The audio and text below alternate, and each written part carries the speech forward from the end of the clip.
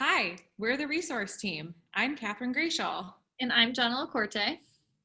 This will be a short explanation of the interventions and assessments that we use. First, we'll talk about how we support students. Depending on each student's needs according to their IEP, we go into the general classroom and support students while they're learning with their classroom teacher. However, this year that looks different as we are fully remote at this time. Currently, we have been popping into the whole classroom Zooms or working in small breakout rooms or even working one-on-one on Zoom with individual students. When we return to in-person instruction, we will continue in-person classroom supports in small groups. When we work in small groups with students, this is usually when we would teach a specific intervention or reteach a concept that was taught in the general education classroom. No matter if we are in person or virtual, we are always working closely with the classroom teachers to find the best support for all the students. Here are a few of the main interventions that we typically use during the school year. Okay, so the first reading intervention that we use a lot is called the Leveled Literacy Intervention, also referred to as LLI. These are leveled books that help increase reading and writing abilities for students. We use a program called Fontes and Pinnell, which supplies these books, and these help us determine your students' independent reading level and their instructional level. By having these different levels, we're able to observe your students' different reading behaviors, engage them in comprehension questions, and then also make informative decisions on what your student needs to help better their reading and writing. When your students are at home, it would really be helpful if you encourage your child to read daily. I know many of the classroom teachers set a goal of 15 minutes a night to read.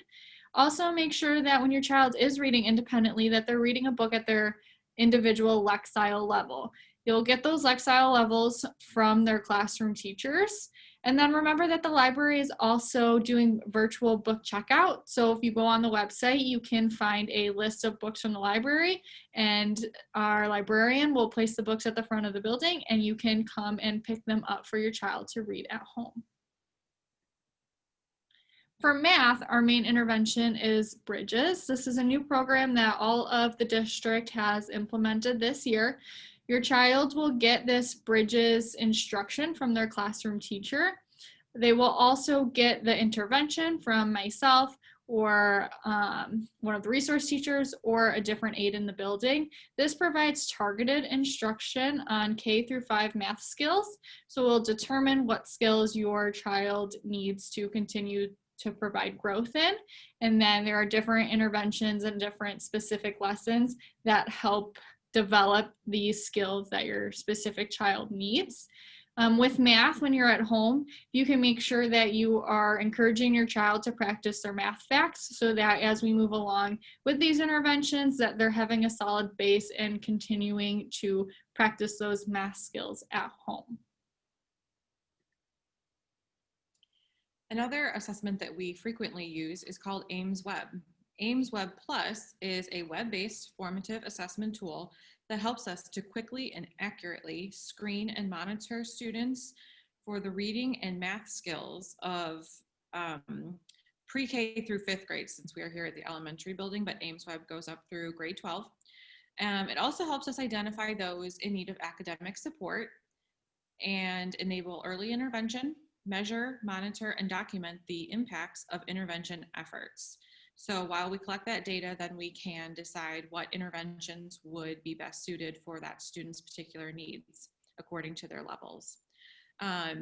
We also use the Ames Web data to determine the effectiveness of instruction, monitor students' progress, and manage student assessment data.